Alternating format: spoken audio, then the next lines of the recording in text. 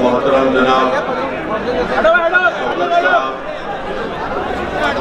सदर मजलिस इत्तेहादुल मुस्लिमीन उत्तर प्रदेश नशीद में तशरीफ फरमा। बैठ जाइए, पूरे बैठ जाइए, बैठ जाइए।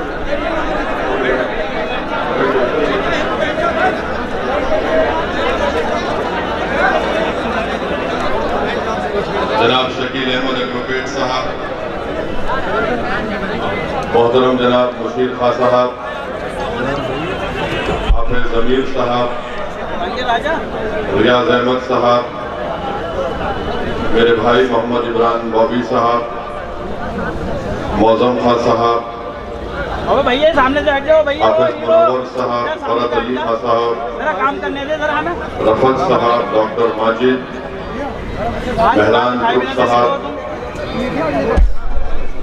आलम सूफी साहब, मौजूद हाज़रीन इकराम, बुजुर्गान मिल्लत, मेरे गयूर नौजवान साथियों, आप तमाम का बेहद शुक्रिया कि आपने अपना कीमती वक्त निकाल कर आज के इस इजलास में शिरकत की। और मैं आप तमाम से गुजारिश करने आया हूं कि उत्तर प्रदेश में जो चंद महीने में असेंबली या विधानसभा के जो इलेक्शन और इंतखाबात होने जा रहे हैं, उसमें इंशाअल्लाह ताला मजलिस इत्तेहादुल मुस्लिमीन पहले से ज्यादा आज उत्तर प्रदेश में मजलिस का संगठन मजबूत है। 5 साल पहले मजलिस इत्तेहादुल मुस्लिमीन से आप तमाम लोग इतना वाबस्ता नहीं थे जो आज लाखों की तादाद में अवाम मजलिस इत्तेहादुल मुस्लिमीन के पैगाम को सुनती भी है और उसको मानती भी है। मैं आपके शुक्रिया भी अदा करने आया हूं कि 2017 के असेंबली के चुनाव में आपने मजलिस इत्तेहादुल मुस्लिमीन को 60,000 वोट दिए और मजलिस इत्तेहादुल मुस्लिमीन ने अपना सियासी सफर को जारी और सारी रखा। मैं आपको ये बात भी बताने आया हूं कि उत्तर प्रदेश की सियासत में जो एक तल्ख हकीकत है वो ये है कि हर समाज के पास उनकी एक सियासी आवाज है, उनका कोई सियासी नेता है। मैं आपको ये भी बताने आया हूं कि मजलिस इत्तेहादुल मुस्लिमीन की अवलीन कोशिश यही है कि जब उत्तर प्रदेश के विधानसभा के चुनाव होंगे तो हमारी 2 अहम कोशिशें हैं। एक ये कि उत्तर प्रदेश की जनता को दोबारा बीजेपी की सरकार ना मिले और योगी आदित्यनाथ उत्तर प्रदेश के चीफ मिनिस्टर ना बने, बल्कि गुमनामियों के वादियों में वो गुम हो जाएंगे इंशाअल्लाह ताला। दूसरी हमारी कोशिश ये है कि मजलिस इत्तेहादुल मुस्लिमीन के उम्मीदवार आपकी दुआओं से और आपके वोट से मुंतखब होकर उत्तर प्रदेश की विधानसभा में जाकर उत्तर प्रदेश की असेंबली जो आज मजलूम कौम की इंसाफ की आवाजें सुनने तड़प रही हैं, मैं आपसे वादा करता हूं कि इंशाअल्लाह ताला जब मजलिस का विधायक कामयाब होकर उत्तर प्रदेश की विधानसभा में जाएगा तो मजलूम अवाम के जुल्म और मजलूम अवाम के इंसाफ का साफ और वाज़ेह तौर पर मुतालबा करेगा। मेरे अजीज दोस्तों, मेरे गयूर नौजवान साथियों, मेरी आपसे ये गुजारिश है कि आप मेरी इन बातों पर थोड़ी देर के लिए गौर से सुनिए और अगर आपका दिल आपसे कहता है कि ये जो दीवाना खड़ा है हमारे सामने, इसकी बातों में कोई सच्चाई है, तो मेरी आपसे अपील है कि आप मेरी इन गुजारिशात पर गौर फरमाइए। अगर उसमें सच्चाई है, उसमें हक़ानियत है, तो फिर आप हमारा साथ दीजिए। मजलिस किसी मजहब के खिलाफ थी, ना है, ना कभी रहेगी इंशाअल्लाह ताला। हमारा झगड़ा हिस्सेदारी का है, हमारा झगड़ा नाइंसाफी के खात्मे का है, और इसीलिए मजलिस इत्तेहादुल मुस्लिमीन इंतखाबात में, इलेक्शन में हिस्सा लेती है। मेरे अजीज दोस्तों और बुजुर्गों, आप मेरी इस बात से मुत्तफिक होंगे कि उत्तर प्रदेश में जितने भी समाज हैं, जितने भी बिरादरियां हैं, उन तमाम के अपने नेता हैं, उनकी तमाम की एक सियासी ताकत है, हैसियत है। और आज आप देखते हैं कि उसी वजह से वो तमाम समाज के वो लोग, उनके मसाइल, उनके प्रॉब्लम्स किसी हद तक हल हो रहे हैं। और हमारा हाल ये है कि मुस्लिम अक़लियत से सिर्फ बार बार ये कहा जाता है कि हर असेंबली का इलेक्शन आएगा, हर पार्लियामेंट का इलेक्शन आएगा। 1950 से हम देख रहे हैं कि जब कभी भी कोई इलेक्शन आता है तो हमारे ही दरमियान से बाज लोगों को खड़ा कर दिया जाता है और कहा जाता है कि देखो, जिंदगी और मौत का मसला है, जरा एहतियात से अपने वोट का इस्तेमाल करना। मैं पूछना चाहता हूं, भारत को आजाद होकर 75 साल के करीब हो चुके हैं, कितने असेंबली और पार्लियामेंट के चुनाव हो गए कि हर चुनाव से पहले जिंदगी और मौत की बात होगी, और चुनाव के बाद हम रोज मरते हैं। हमारे बच्चे और बच्चियों को स्कूल नहीं मिलता, डिग्री कॉलेज नहीं मिलता, नौकरियों में हिस्सा नहीं मिलता, पुलिस के जुल्म का खात्मा नहीं होता, नौजवानों को रोजगार नहीं मिलता, मगर उत्तर प्रदेश की जेलें उनकी जवानी को बर्बाद कर देती हैं। और अगर जिंदा बच जाते हैं तो बाहुबली और गैंगस्टर के नाम पर उनके पेट और पैर में गोली मार दी जाती है। अगर जेल में सड़ने के बाद निकलते हैं तो उनका इनकाउंटर कर दिया जाता है। मेरे पास आदादो शुमार है, डेटा है मेरे पास। और जब हम ये बात करते हैं तो हमारे मजलिस के मुखालिफीन कहते हैं कि असदुद्दीन ओवैसी भड़काऊ भाषण करता है। मैं आज भी चैलेंज कर रहा हूं, कल भी चैलेंज करता रहूंगा, तुम मेरे इन सवालात का जवाब दो। क्या मेरे सवालात में अगर उसमें सच्चाई है तो फिर बताओ तुमने क्या किया।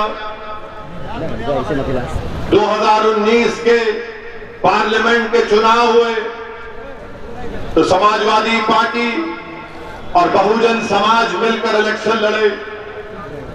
आखिर क्या वजह है कि आपके सिर्फ 15 सांसद कामयाब हुए, सपा के और बसपा के, बाकी पर बीजेपी और एनडीए के साथी कामयाब हो गए। आज मुझ पर इल्जाम लगाते हैं कि असदुद्दीन ओवैसी वोट काटने आया है। मैं तुमसे सवाल कर रहा हूं, क्या यह बात सच नहीं है कि 2019 के लोकसभा के चुनाव में यह डेटा सामने आया कि हमारे 71% हिंदू भाइयों ने बीजेपी मोदी को वोट किया और 75% उत्तर प्रदेश के मुसलमानों ने सपा और बसपा को वोट दिया। उसके बावजूद भी उनके सिर्फ 15 सांसद कामयाब हुए और बाकी सांसद बीजेपी और उनके साथी पार्टियों के कामयाब हुए। तो बताओ, वोट काटने वाला कौन है? फिर वोट किसने काटे? इसका जवाब नहीं देते। समाजवादी पार्टी के अखिलेश यादव के परिवार के 3 लोग इलेक्शन हार गए, इसका जवाब नहीं देते। जवाब सवाल मुझसे करते हैं कि भारत के किसी कोने में अगर असदुद्दीन ओवैसी चला जाता है तो सवाल मुझसे करते हैं कि तुम यहां पर क्यों आए, तुम्हारी क्या जरूरत है यहां पर, तुम भी टीम हो, तुम वोट काटने वाले हो। मेरा सवाल उन लोगों से है कि बताओ, जब 2019 के पार्लियामेंट के चुनाव में सपा और बसपा मिलकर मुकाबला किए तो कहां गया तुम्हारा वाई वोट, कहां गया तुम्हारा जाता वोट, कहां गया तुम्हारा शेड्यूल कास्ट का वोट? क्यों तुम्हारे 15 उम्मीदवार सांसद बने, मां बाकी पर क्यों कामयाबी नहीं मिली? इसका कोई जवाब नहीं। तो मालूम हुआ कि इनका वोटर खुद मोदी को वोट डालकर आ गया। 2017 के असेंबली के इंतखाबात हुए, कांग्रेस और सपा मिलकर लड़े, क्या नतीजा निकला? 300 के करीब बीजेपी के विधायक कामयाब हुए और लोकसभा के चुनाव में मजलिस का कोई उम्मीदवार नहीं था, कोई उम्मीदवार नहीं था लोकसभा के चुनाव में मजलिस का। इसके बावजूद भी आप बीजेपी को नहीं हरा सके। मुझ पर इल्जाम लगाने वालों, सुनो हमने क्या किया, हम तुमको बताते हैं। मैं आपको भी बताना चाहूंगा कि औरंगाबाद महाराष्ट्र में 21 साल से शिवसेना का एमपी जीतता था। औरंगाबाद की सीट पर मजलिस ने अपना उम्मीदवार इम्तियाज जलील को खड़ा किया, तो इम्तियाज जलील ने 21 साल के शिवसेना के एमपी को हराकर वहां पर मजलिस इत्तेहादुल मुस्लिमीन के उम्मीदवार को कामयाब किया। जो काम कांग्रेस, राष्ट्रवादी कांग्रेस नहीं कर सकती थी, वो काम मजलिस इत्तेहादुल मुस्लिमीन ने औरंगाबाद से कर दिखाया। बता, अगर हम वहां पर शिवसेना को हरा सकते तो क्या यहां पर शिवसेना के सगे भाई बीजेपी को नहीं हरा सकते उत्तर प्रदेश में? आप बताइए फिर कैसे हुआ? 3 सीट पर ओवैसी की पार्टी लड़ती है लोकसभा के चुनाव में। हैदराबाद के अवाम को सलाम, हमने बीजेपी को हराया, औरंगाबाद में शिवसेना को हराया और किशनगंज बिहार से अख्तरुल ईमान हमारे मौजूदा सदर बिहार ने 3 लाख वोट हासिल किए, वहां पर कांग्रेस का उम्मीदवार जीता। फिर ये इल्जाम लगाते बिहार को ओवैसी गए थे, 5 इनके विधायक जीत गए। तो बताओ, अगर मेरी बात सच है, मैं आज भी कहता हूं, आओ तुम एक मंच पर आकर बात कर लो, मुझसे बहस कर लो कि असदुद्दीन ओवैसी के इलेक्शन लड़ने से बीजेपी को फायदा होता है या नुकसान होता है। कोई सामने नहीं आ सकता, कोई बैठ नहीं सकता 5 मिनट मेरे सामने। बिहार के बारे में 19 सीट हम लड़े, 5 पर हमारे विधायक कामयाब हुए। 9 सीट पर कांग्रेस और राजद के लोग जीत गए और 6 सीट पर, 5 सीट पर जेडीयू बीजेपी जीती। और फिर ये तमाम लोग कहते हैं वोट काटता है, ध्रुवीकरण करता है, पोलराइजेशन करता है। अरे अगर पोलराइजेशन मैं करता तो पूरे 19 के 19 मुझे जीतना चाहिए था, पूरे 19 के 19 मुझे जीतना चाहिए था, मगर खुद हारते और इल्जाम असदुद्दीन ओवैसी पर लगाते। 5 विधायक हमारे जीते तो पूरे भारत में तूफान मच गया कि कैसे मजलिस के एमएलए जीत कर आ गए बिहार में। इसलिए जीते क्योंकि बिहार की सीमांचल का जो हिस्सा है वो सबसे पसमानदा बैकवर्ड इलाका था। हमने सीमांचल की लड़ाई का आगाज किया। ये नहीं देखा कि सीमांचल पर बसने वाला किस मजहब का है, किस जात का है, किस बरादरी का है। हमने सीमांचल के इंसाफ की बात की तो सीमांचल की जनता ने लब्बैक कहा कि मजलिस को वोट देंगे। बड़े बड़े लोग जो आजकल यूट्यूब चलाते हैं, जो मजलिस की मुखालिफत में अपना पेट पालते हैं, जिनको अपने घर में तेल और चिराग जलाने के लिए हमारे दुश्मनों से पैसे मिलते, उन्होंने जाकर सीमांचल की हमारी इज्जतदार मां और बहनों से पूछा कि किसको वोट दोगी मां? तो उस हमारी मां ने कहा, तमाम खवातीन थे, कि जिसके सर पे गोल टोपी है, चेहरे पे दाढ़ी है, जो लंबा है, उसको वोट देंगे। तो उस यूट्यूबर ने पूछा कि मां तू उसको क्यों वोट देगी? तो उस मां ने कहा कि इस शख्स को सत्ता से मोहब्बत नहीं है, लड़ने वाला है, लड़ने वालों को वोट देंगे। मेरे अजीज दोस्तों और बुजुर्गों, ये अदा इनको पसंद नहीं आती। ये चाहते क्या है कि हम खामोश रहे, गूंगे बनकर रहे, अंधे बनकर रहे, बहरे बनकर रहे, जुल्म को देखे और बर्दाश्त करे, नाइंसाफी को देखे बर्दाश्त करे, किसी का गला घुटता हुआ देखे और खून की आंसू सूख जाए हमारे। ये इनकी कोशिश है। मजलिस इत्तेहादुल मुस्लिमीन इस नाइंसाफी को खत्म करना चाहती है और फिर इल्जाम लगाते हैं कि वोट काटने आए हैं। अरे कभी ये तो बोलो कि अखिलेश यादव के परिवार को हिंदू वोट नहीं मिला इसलिए वो हार गए। नहीं बोलेंगे। मुस्लिम वोट, ऐसा लगता है कि उत्तर प्रदेश में खाली मुस्लिम वोट है, ब्राह्मण वोट नहीं है, ठाकुर वोट नहीं है, बनिया वोट नहीं है, दलित वोट नहीं है, कुर्मी वोट नहीं है, सिर्फ वोट है मुस्लिम वोट। कहां जाएगा मुसलमान? अरे कि दूसरे भी तो वोट डालेंगे नहीं डालेंगे, या सबके सब घर में बैठकर मिठाई खाएंगे? हमसे सवाल करते हैं और फिर हमसे पूछते हैं कि आपने अतीक अहमद को क्यों लिया पार्टी में? गैंगस्टर है, बाहुबली है। हमने कहा फिर प्रज्ञा ठाकुर के दूध की धुलेली है। नहीं, आप बाहुबलियों को लेते हैं भाई। बीजेपी के 100 विधायक, 37% के करीब विधायक पर क्रिमिनल केस है। खुद मुख्यमंत्री योगी आदित्यनाथ ने अपने खिलाफ एक क्रिमिनल केस को वापस लिया। एक में प्रोसिक्यूशन की इजाजत नहीं दी और मुजफ्फरनगर का फसाद होता है जिसमें 50,000 मुसलमान और दूसरे हमारे भाई बेघर हो गए। 70 केसेस योगी सरकार वापस लेती है, उस पर कोई आवाज नहीं उठाता।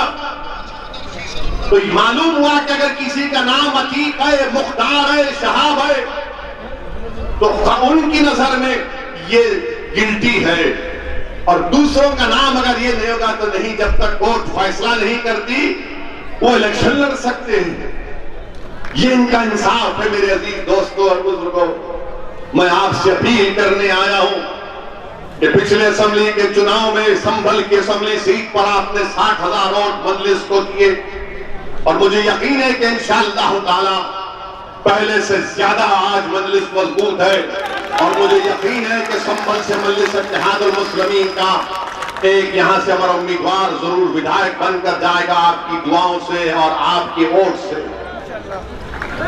मेरे अजीज दोस्तों और बुजुर्गों, फिर ये सवाल करते हैं कि असदुद्दीन ओवैसी अपनी तकरीर में ज्यादा बीजेपी को नहीं बोलता है। पार्लियामेंट की हर तकरीर उठाकर देख लो आप, सबसे ज्यादा अगर कोई बोलता है बीजेपी के खिलाफ 5 मिनट में, तो मोदी और योगी और बीजेपी आरएसएस के खिलाफ असदुद्दीन ओवैसी बोलता है। और आप क्या करते हैं? आप क्या करते हैं? अनलॉफुल एक्टिविटीज प्रिवेंशन का कानून वो अमित शाह पार्लियामेंट में लाते हैं, तो सपा और कांग्रेस मिलकर अमित शाह के हक में वोट देते हैं। कौन मुखालिफत करता है? असदुद्दीन ओवैसी उसकी मुखालिफत करता है।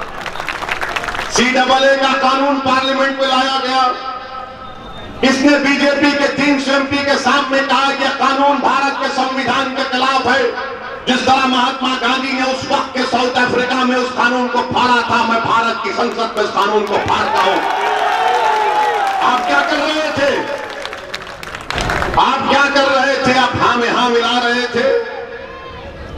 और कौन थे वो बच्चे जो आज CAA के कानून में एहतजाज हुआ? कौन था?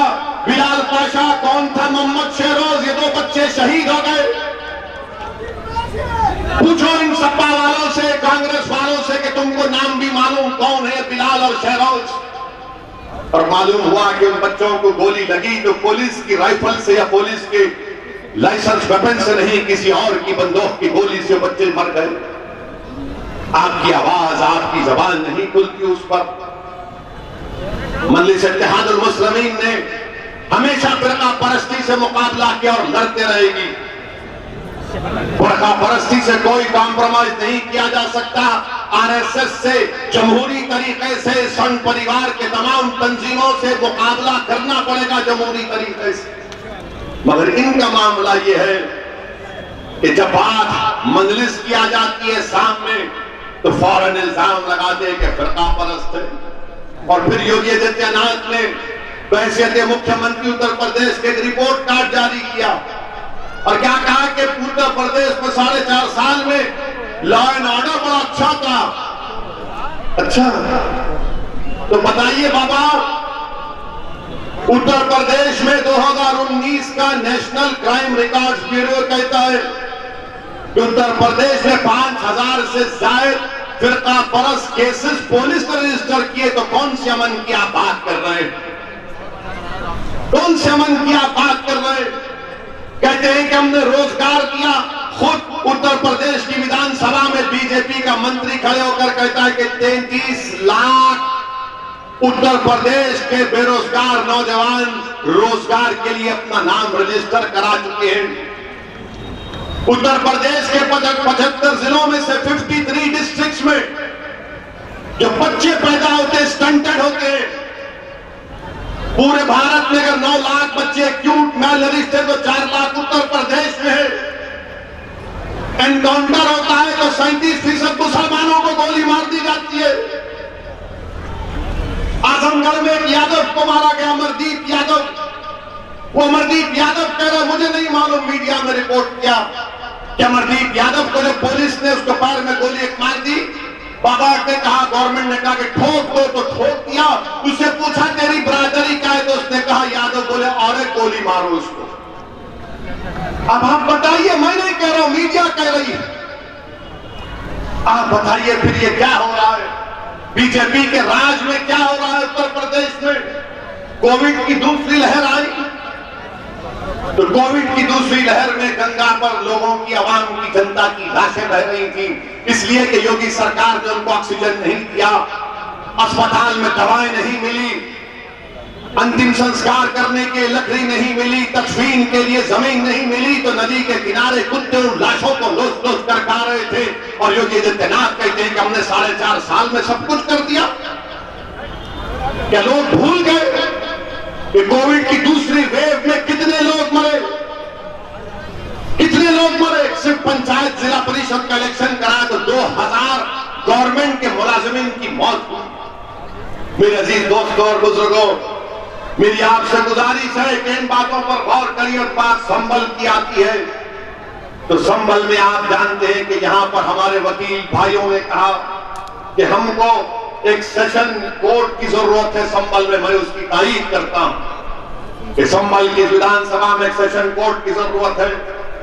यहां पर हमारे किसान भाई आलू की पैदावार करते हैं, कोई योगी ने गवर्नमेंट स्कीम क्यों नहीं लाई? लाना चाहिए था, मजलिस इसका मुतालबा करती है। और फिर कितने लोगों को वैक्सीन लगा पूरे संभल में? 2 डोज कितनों को लगा? खाली 4.8% लोगों को लगा।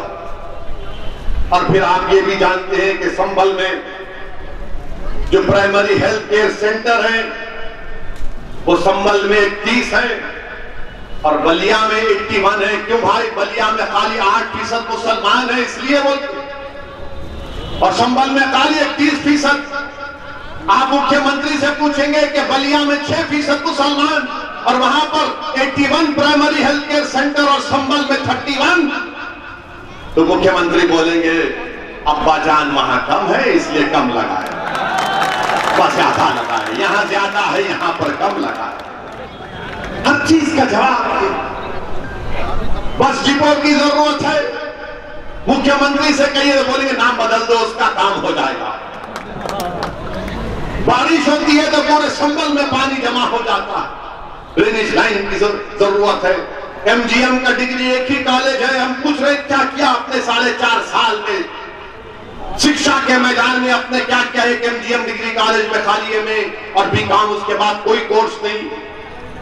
55% लिटरेसी रेट संभल का है, इसका जिम्मेदार मैं हूं क्या? क्या कर रहे यहां के विधायक? क्या कर रही यहां की सरकार? बताइए मेरे अजीज दोस्तों और बुजुर्गों, ये रिकॉर्ड आपके सामने पेश कर रहा हूं।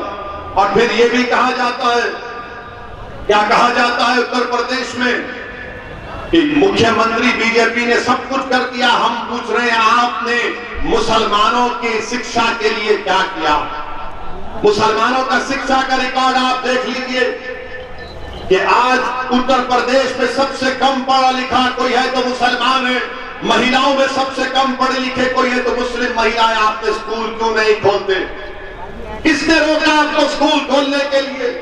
और उत्तर प्रदेश में क्या है, मुसलमान अगर प्राइमरी स्कूल को जाता है तो 17% एनरोलमेंट होता है, और उसके बाद जब सेकेंडरी एजुकेशन को आता है तो 12%, हायर एजुकेशन को आता है तो खाली 10% होता है। गिरते जाते, ऊपर जाते, नीचे गिरते जाते, गिरते जाते। कौन जिम्मेदार है इसका? जब हम ये सवाल करते हैं तो इनका कोई जवाब नहीं। और बीजेपी कहती है सबका साथ, सबका विश्वास, सबका विकास। झूठ झूठ झूठ है वो पूरा। क्यों झूठ है? कि प्रधानमंत्री आवास योजना ग्रामीण में 2019-20 में 3150 मुसलमानों को घर मंजूर किए गए थे, सैंक्शन किए गए थे।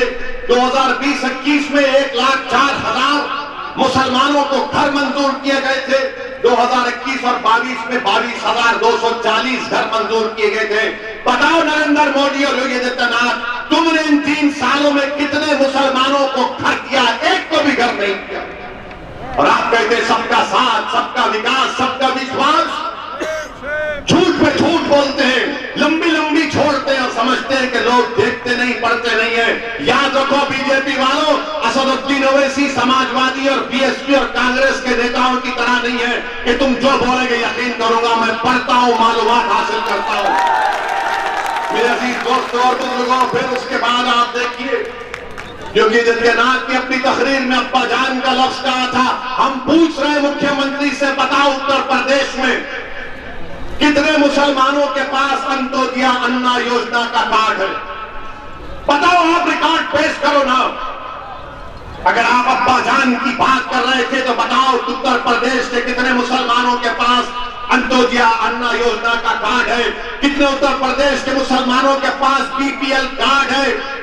47% उत्तर प्रदेश का मुसलमान गरीब है, यह गवर्नमेंट का डेटा कहता है। बताइए, आप जवाब दीजिए इसका। इनके पास कोई जवाब नहीं है इसका। मेरे अजीज दोस्तों और बुजुर्गों, ये नाइंसाफियों का जब हम जिक्र करते हैं तो इनको तकलीफ हो जाती है, इनको तकलीफ हो जाती है। और हम ये नाइंसाफियों का जिक्र करते रहेंगे।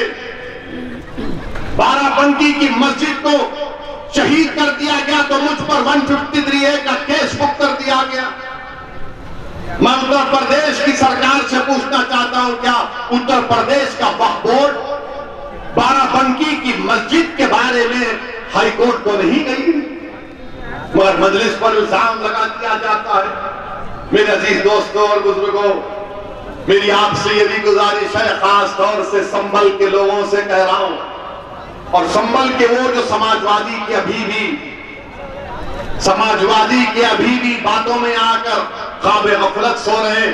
मेरी बात का याद रख लो कि जब 2024 में पार्लियामेंट का इलेक्शन होगा तो जो 2004 में समाजवादी पार्टी के सांसद थे, अब उनका पोता संभल के पार्लिमानी हल्के में फिर रहा है। तो दादा चाहते हैं कि पोता 24 में संभल से एमपी बन जाए। अब संभल के दादा को सोचना है कि उनके पोते का क्या होगा। समझा ना आपने? अब उनको सोचना है। वो जो 2004 में सपा के सांसद थे, उनका पोता, उसके पोस्टर लगना शुरू हो गए, क्योंकि 2024 में वो चाहते हैं, वो दादा चाहते हैं कि मेरा पोता संभल से एमपी बन जाए, सांसद बन जाए। अब आप बताइए, ये कहां कहां तक अपने लोगों को लेकर आएंगे? वोट तो हमारा ले लेंगे, राज वो करेंगे, और जब असदुद्दीन ओवैसी हिस्सेदारी की बात करेगा तो कहेंगे कि नहीं नहीं, वोट का बंटवारा होगा। अब आप मजलिस की मुखालिफत में सुनेंगे, नहीं नहीं, बंगाल में क्या हुआ था, बंगाल में सब एक होकर वोट किए। मैं पूछना चाहता हूं, जो लोग बंगाल की मिसाल देते, बताओ क्या बंगाल में पुलिस के रिक्रूटमेंट का एप्लीकेशन दिया गया? 1000 मुस्लिम बच्चियों ने, 1000 मुस्लिम बच्चियों का दरखास्त एप्लीकेशन रिजेक्ट कर दिया गया। क्यों? क्योंकि उनके वो हिजाब पहनी हुई थी, हिजाब पहनी हुई थी, तो ममता बनर्जी की सरकार ने उनका एप्लीकेशन रिजेक्ट कर दिया। कब तक आप ममता, अखिलेश, राहुल या फिर बीएसपी के नेताओं के मुस्तकबिल को संवारेंगे? कब तक आप इनको ताकत देंगे और खुद कमजोर होते रहेंगे? मैं आपसे अपील करने आया हूं कि हराएंगे जरूर बीजेपी को इंशाअल्लाह, मगर ताकतवर होकर आएंगे। कब तक आप अपने बच्चों के बारे में सोचो? आने वाले 20 साल के बाद ये मासूम बच्चे जब तुमसे सवाल करेंगे कि बताओ तुमने हमारे लिए क्या किया, तुमने हमको कमजोर करके क्यों छोड़ दिया, क्या जवाब देंगे आप? कि हमने इस सपा के लीडर को नेता बनाया, कांग्रेस के लीडर को नेता बनाया, बीएसपी के लीडर को नेता बनाया। तो तुम्हारी बेटी और तुम्हारा बेटा तुमसे सवाल करेगा कि अब्बा घर में चिराग नहीं जलता, खाने को खाना नहीं है, स्कूल को जाने के लिए फीस नहीं है। और याद रखिए, जब तक आपके पास सियासी ताकत नहीं आएगी, आपके हमारे मसाइल हल नहीं होते। ये भारत की जमहूरियत की तल हकीकत है, ये भारत की जमहूरियत की तल हकीकत है। मेरे अजीज दोस्तों और बुजुर्गों, इसीलिए मैं आपसे अपील करने आया हूं कि मजलिस इत्तेहादुल मुस्लिमीन के अपने अपने वोट का इस्तेमाल करिए। लोग बहुत से आएंगे, बहुत से बातें करेंगे, मगर ये जानते हैं कि जो दलील असदुद्दीन ओवैसी देकर जा रहा है, उन दलीलों का जवाब नहीं दिया जा सकता। इनके पास कोई जवाब नहीं है, मगर सिर्फ डरा डरा कर वोट हासिल करते हैं। अरे कि कौन सा इलेक्शन नहीं हुआ, अब इलेक्शन आएगा तो कहेंगे अरे बीजेपी आ जाएगी, वो आ जाएगा, ये आ जाएगा। अरे भाई आ जाएगा तो फिर रोकने की तरकीब क्या है? रोकने की तरकीब ये है कि तुम खामोशी से सिर्फ हमको वोट डालो और उसके बाद हम देखते हैं। मेरे अजीज दोस्तों और बुजुर्गों, अपने वोट का सही इस्तेमाल करिए। मजलिस इत्तेहादुल मुस्लिमीन के हक में अपने वोट का इस्तेमाल करिए। डरने और घबराने की जरूरत नहीं है। पूरे मुल्क में और उत्तर प्रदेश में अगर बीजेपी जीत रही है तो आपकी वजह से नहीं जीत रही है। मैं आपसे एक सवाल करता, हाथ उठाकर जवाब दीजिए, क्या आपने बीजेपी को कभी वोट दिया? किसी ने दिया वोट बीजेपी को? आपने बीजेपी के खिलाफ वोट दिया ना? कितनों ने बीजेपी के खिलाफ वोट दिया? हाथ उठाइए। तो फिर उत्तर प्रदेश में बीजेपी कैसे जीती? कैसे जीती बताइए ना। क्या मैंने आपको आकर कान में फूंक कर कहा, कैटल कुर्सी पर फूंक दिया, कहा जाके वोट डालो मोदी को? कैसे जीती? जीती आपके और मुस्लिम वोटों से बीजेपी नहीं जीत रही है। बीजेपी जीत रही है क्योंकि इनका वोटर, बसपा का वोटर, समाजवादी का वोटर, कांग्रेस का वोटर मोदी के गोद में बैठकर चाय पी रहा है। और आपको बताया जाता है, आपको डराया जाता है, जिम्मेदारी आपके कंधों पर डाली जाती है, कंटी हमारे गले में डाल दी जाती है कि देखो वोट मत दो। अरे तुम्हारा वोटर कहां गया बताओ? तुम्हारा वोटर कहां गया? मगर मजलिस जैसे आती है नहीं। और मैं इन तमाम को बता रहा हूं, आपके दरमियान में कह रहा हूं, मजलिस उत्तर प्रदेश में भारत के किसी कोने में जाती है, सिर्फ इलेक्शन के हद तक नहीं। मैं आपको वादा किया था 5 साल पहले भी और आज भी दोहरा रहा हूं, जब तक अल्लाह मुझे जिंदा रखेगा मैं उत्तर प्रदेश को आता रहूंगा। जब तक अल्लाह मुझे हयात देगा मैं तुम्हारे दरमियान में रहूंगा। हमारी आवाज उठनी चाहिए। बताओ जीजो, उत्तर प्रदेश में मुसलमानों के वोटों की कीमत क्या है बताओ? पूछो अखिलेश यादव से, पूछो बहन जी से कि मुसलमानों के वोटों की कीमत क्या है बताओ? जवाब पूछो उनसे, आपको हक पहुंचता है, मुझे जवाब दो। तो बोलेंगे इस तरह का सवाल नहीं करना, इस तरह का सवाल नहीं करना, हम सब एक है। अरे एक है तो फिर कमजोर मैं क्यों होता हूं? अगर एक है तो मेरे बच्चों को तालीम क्यों नहीं मिलती? अगर एक है तो मेरा नौजवान गोलियां क्यों खाता है पुलिस के? अगर एक है तो भूखा मैं क्यों मरता हूं? अगर एक है तो गरीबी और मुफलिसी मेरा मुकद्दर क्यों बन जाता है? इसका जवाब देंगे तो बोले नहीं मिलके मिलके ही तो है ना।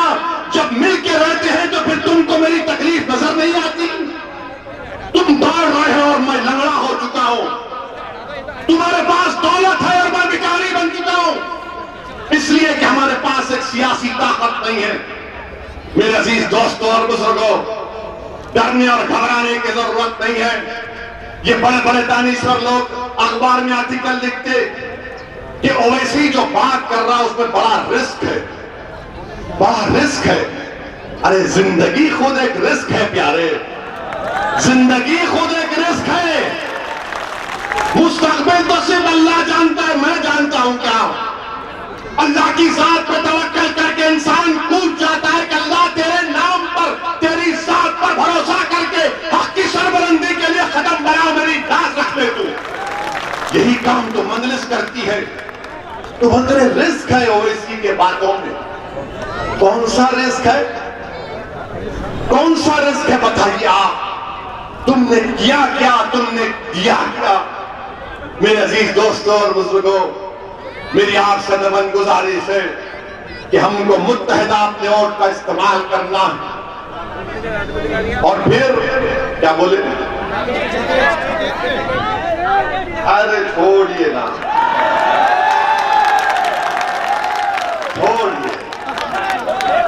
ये लोग हमको अपना चाचा जान गए थे। उत्तर प्रदेश का जो भी गरीब है, जो कमजोर है, जिस पर जालिम जुल्म कर रहा है, उसका बाप असदुद्दीन ओवैसी है। उत्तर प्रदेश में जो गरीबों का खून चूस रहा है, उत्तर प्रदेश में जो महिलाओं पर जुल्म कर रहा है, उनका भाई असदुद्दीन ओवैसी है। हाँ, अगर तुम समझते हो कि गरीबों का, बेजुबानों का साथ देना अब्बा बनाता है, तो मैं तुम्हारा भी अब्बा हूं, याद रखो। चाचा जान है क्या? इरादा क्या है तुम्हारा? पूछ कर आए अपने बाप से कि किसको चचा कहना। 2018 में क्या तुमने योगी आदित्यनाथ के पास जाकर भीख नहीं मांगी कि मुजफ्फरनगर के कांड में जिन तुम्हारे बरादरी के लोगों पर मुस्लिम महिलाओं का रेप करने का इल्जाम लगाया गया था, उन पर से केस हटा लो?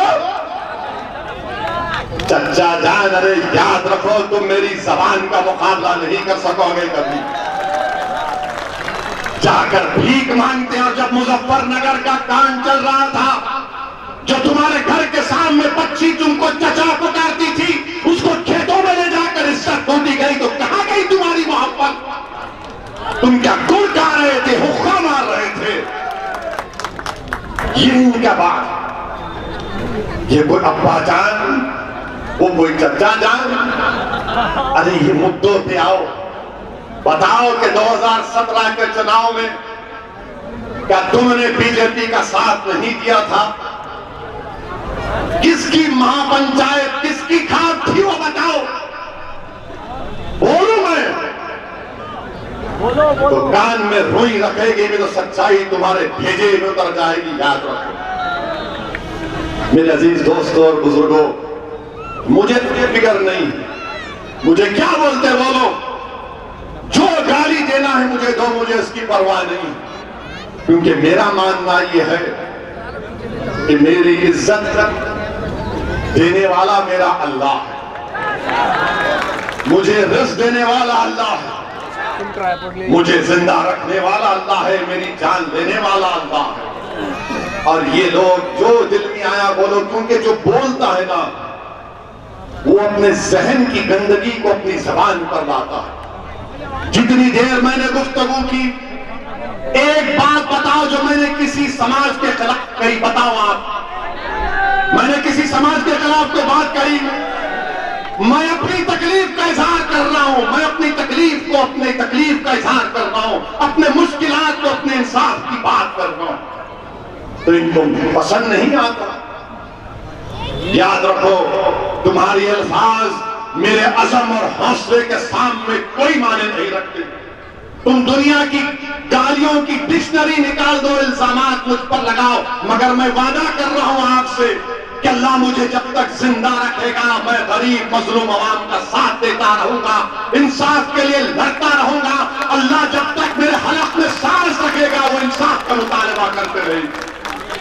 मेरे अजीज दोस्तों और बुजुर्गों, और फिर हम जब यहां आ रहे थे तो किसी ने एक चिट्ठी दी, बल्कि चिट्ठी भी दी और फोन पर यह कहा कि कल दिल्ली में आपके घर पर हमला हुआ, इसके बारे में कुछ कहिए। मेरे अजीज दोस्तों और बुजुर्गों, कानपुर में वो वीडियो आपने देखा होगा कि 11 साल की एक बच्ची अपने अब्बा को लपेट कर मारने वालों से अपने अब्बा को बचा रही थी, अपने अब्बा को बचा रही थी। और जब उसको मारते हैं पुलिस की मौजूदगी में कानपुर में, असदुद्दीन ओवैसी कौन सी खेत की बोली, जब सरेआम रोड पर मारा जाता है, उस बच्ची के जहन में क्या बैठा होगा कि मैं जब 11 साल की थी तो मौत ने मेरे अब्बा को लपेट कर मारना शुरू कर दिया। मगर मैं उस बच्ची को एक पैगाम देना चाहता हूं,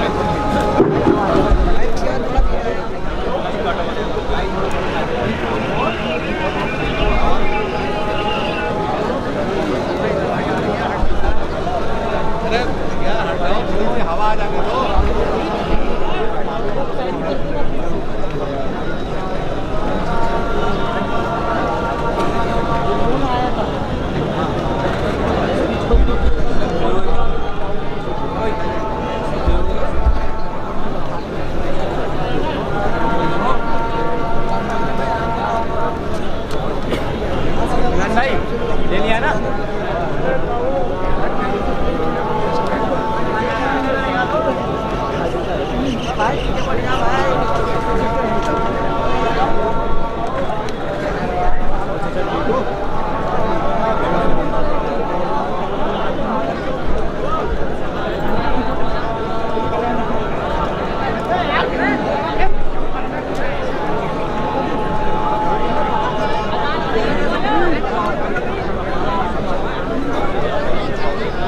बिस्मिल्लाहिर्रहमानिर्रहीम। मैं कानपुर के उस वाक़े का जिक्र कर रहा था और मैं तो हमारी उस बेटी को ही पैगाम दूंगा कि उसने अपने बाप को जो बचाने की कोशिश की, उसने शहजादी जन्नत हजरत फातिमा की सुन्नत पर अमल किया। इसलिए कि जब शहजादी जन्नत कम उम्र थी तो आपने देखा कि अबू जहल रसूलुल्लाह सल्लल्लाहु अलैहि वसल्लम के बारे में गुस्ताखी करता है, तो हजरत फातिमा ने उसको कहा था कि तू मेरे अब्बा मोहम्मद मुस्तफ़ा सल्लल्लाहु अलैहि वसल्लम की शान में गुस्ताखी करने की जरूरत करता। मैं सलाम करता हूँ उस बच्ची की जरूरत को और अल्लाह से दुआ करता हूँ कि अल्लाह ऐसे और बच्चियां पैदा करे जो अपनी बाप की इबादत करेंगे इंशाअल्लाह। मगर जब वो हादसा हुआ था सदुद्दीन ओवैसी का क्या घर, जब मुजफ्फरनगर में 50,000 लोग अपने घर बार को छोड़ने मजबूर हो गए तो मेरा एक घर की उसकी क्या कीमत और अहमियत। मेरे अजीज दोस्तों और बुजुर्गों, जब संभल में हमारे 2 मासूम बेटे मर गए जिनका नाम बिलाल और मोहम्मद शहरोज, असदुद्दीन ओवैसी के घर की क्या कीमत। अरे तुम्हारा घर आबाद है तो मेरा घर आबाद है, तुम्हारी औलाद अच्छी है तो मेरे घर में मेरी औलाद अच्छी रहेगी, तुमको इंसाफ मिलेगा तो मुझे भी मिलेगा। मगर मेरे घर पर हमला, कोई बात नहीं, तुम क्या क्या करना चाहे कर लो, मेरे कदम डगमगाने वाले नहीं है, मेरे कदम डगमगाने वाले नहीं है। याद रखो, अगर तुम इस तरह की बुज़दिलों की हरकत करके समझते हो कि असदुद्दीन ओवैसी के कदम डगमगाएंगे तो याद रखो, मौत मुझे रोक सकती, तुम्हारे ये इस तरह की हरकतें मुझे नहीं रोक सकेगी इंशाअल्लाह ताला। और मैं आपसे वादा करके जा रहा हूं कि अल्लाह सुब्हानहू व तआला ने नबी पाक सल्लल्लाहु अलैहि वसल्लम के सदक़े और तुफैल में और अहले बैत के सदक़े और तुफैल में अल्लाह ने मुझे अगर कुछ भी सलाहियत दी तो इंशाअल्लाह ताला मैं दुनिया से जाने से पहले ऐसे नुकूस छोड़कर जाऊंगा कि संभल में, उत्तर प्रदेश में, पूरे भारत में असदुद्दीन ओवैसी से बेहतर मजलिस के नेता पैदा होंगे। तुम मेरे घर पे आके पत्थर फेंकते हो तो तुम मेरे घर पर पत्थर या कुड़ारी से मेरे नाम को नहीं तोड़ रहे हो, तुम भारत को कमजोर कर रहे हो, तुम भारत के दुश्मन हो, तुम भारत के दुश्मन हो। और याद रखो, तुम्हारी हरकतें मुल्क को बदनामगी दिलाएगी पूरे इंटरनेशनल लेवल पर। दुनिया के कोने कोने से मुझे फोन आ रहे हैं कि बताओ आपके घर पर हमला हो। मैंने कहा कि हाँ, घर पर हमला हमारे अभी नहीं हुआ, बल्कि 50 साल से हमारे घरों को निशाना बनाया जा रहा। कब हमारे घरों की कीमत रही, कब हमारे घरों की हिफाजत रही? जब अल्लाह के घर को शहीद कर दिया गया तो फिर हमारे घर की क्या अहमियत बताओ आप। मेरे अजीज दोस्तों और बुजुर्गों, मगर हिम्मत और हौसलों को बुलंद रखो। रसूलुल्लाह सल्लल्लाहु अलैहि वसल्लम के रास्ते में भी कांटे डाले गए, ऊंट की उजड़ी डाली गई जिससे मुबारक पर मेरे अजीज दोस्तों और बुजुर्गों कचरा डाला जाता था। मगर हमको क्या बतलाया गया कि जिंदगी दीन और दुनिया के मसाइल का हल मस्जिद और मेहराब के बाद अमली मैदान में उतरना पड़ेगा। याद रखो, सिर्फ दुआओं पर इक्तफा मत करो मेरे अजीज दोस्तों, दुआ खूब करो अल्लाह की बारगाह में। रातों में उठकर भीख मांगो गिड़गिड़ा कर अल्लाह से, और सुबह में उठकर अपने दुआओं की कबूलियत का मज़ारा देखो इंशाअल्लाह। मेरे अजीज दोस्तों और बुजुर्गों, डरने और घबराने की हरगिज़ जरूरत नहीं है। हमको अपने हौसलों को बुलंद रखना है, बल्कि करबला के मैदान को याद रखना है।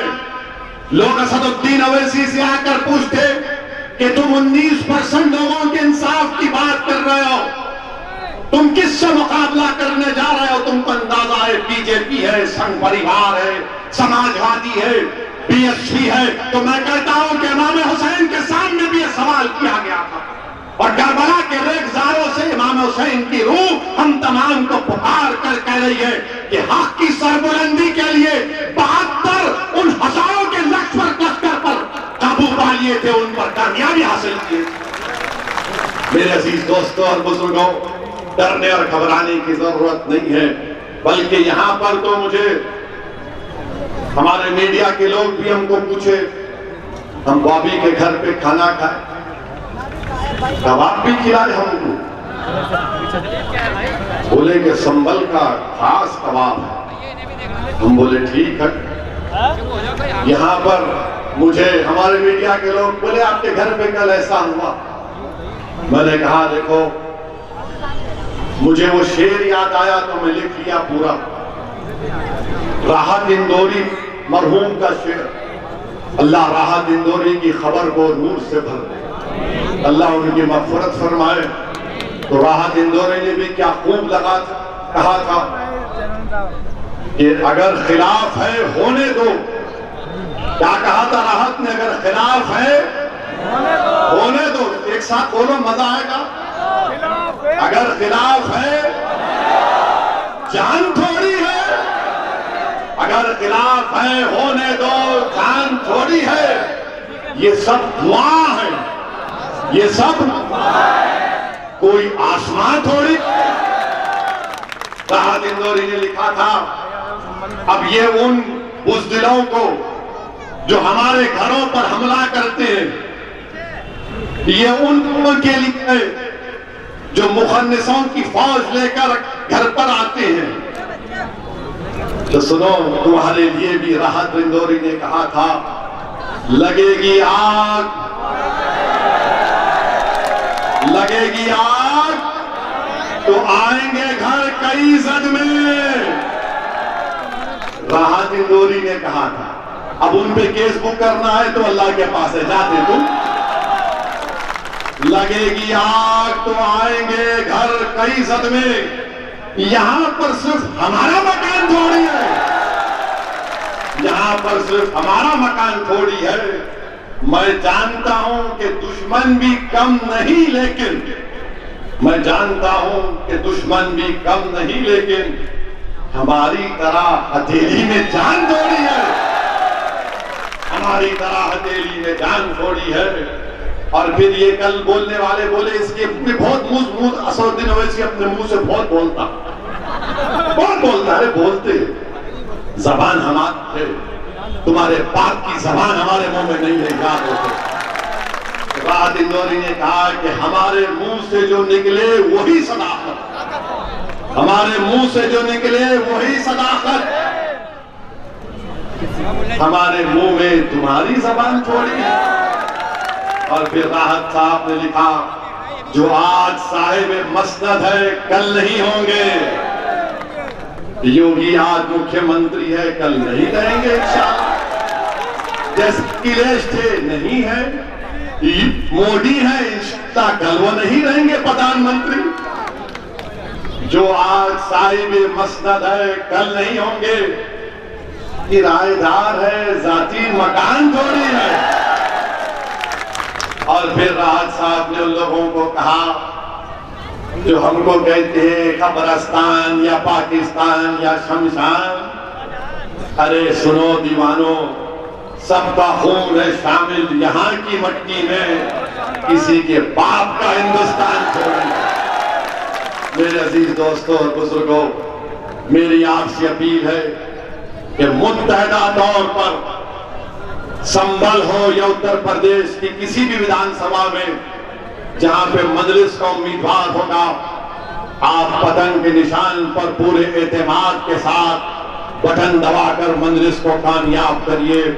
लोग आपसे बहुत कुछ कहेंगे, अरे ये मुख्यमंत्री बनेगा नहीं, मुझे मुख्यमंत्री बनने का शौक नहीं है, ना मुझे संतरी बनने का शौक है, मुझे अपना हक लेना है और हक को हासिल करना है। मेरे अजीज दोस्तों और बुजुर्गों, मुत्तहिद रहिए, इख्तिलाफात को खत्म करिए। इख्तिलाफात हमको तबाह बर्बाद कर रहे हैं और मुत्तहिद होने की एक अहम वजह, एक अहम चीज यह है कि अहले बैत सल्लल्लाहु अलैहि वसल्लम से मोहब्बत पैदा करिए, मुत्तहिद हो जाएंगे। वाखिर दावाना अल्हम्दुलिल्लाहि रब्बिल आलमीन।